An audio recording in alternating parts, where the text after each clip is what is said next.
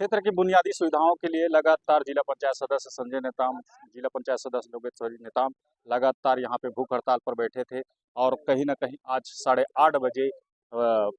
जिला प्रशासन से लेकर प्रदेश तक के जो उसने संज्ञान लिया और आज तो सारी मांगों को पूरा करते हुए इन्हें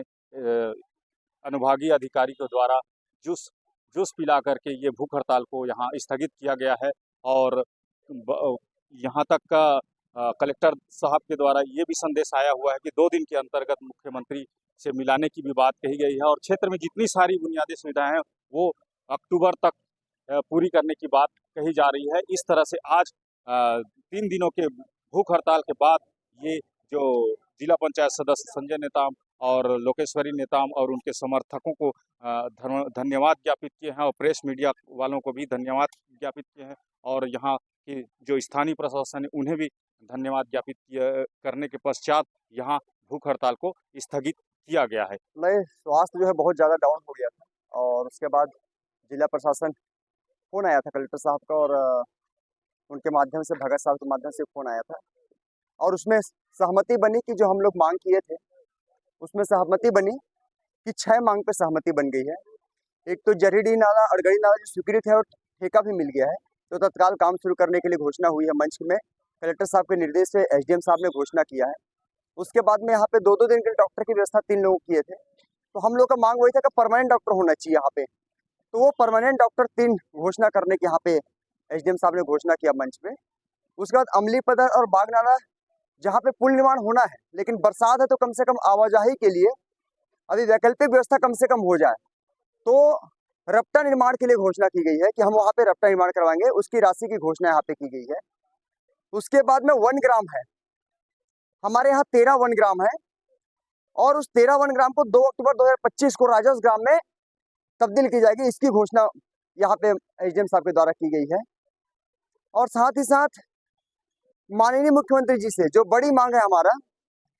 तो माननीय मुख्यमंत्री से 2 दिन के अंदर मिलाने की घोषणा यहाँ पे हुई है कि हम लोग वहाँ पे मिलवाएंगे बोल के मुख्यमंत्री जी से, तो इसमें और बाकी मामलों पे सहमति बनी है।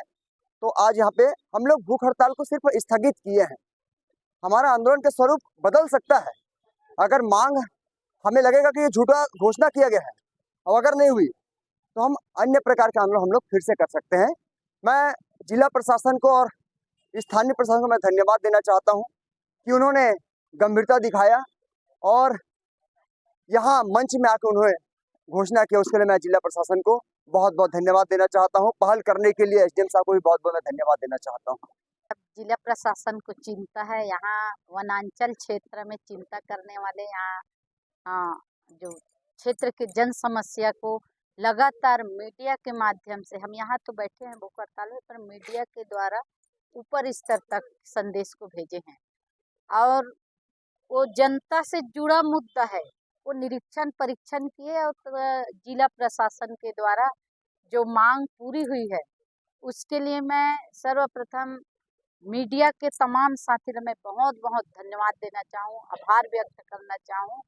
और जिला प्रशासन का भी धन्यवाद और आभार व्यक्त करना चाहूँ जिसने डॉक्टर की जो मांग है वो 3 डॉक्टर का यहाँ पोस्टिंग के लिए बात कही गई है।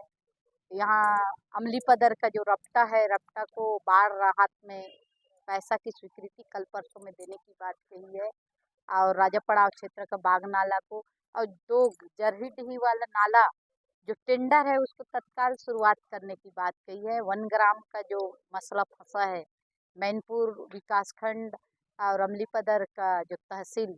उसमें 12-15 जो वनग्राम है उसको राजस्व ग्राम के लिए 2 अक्टूबर को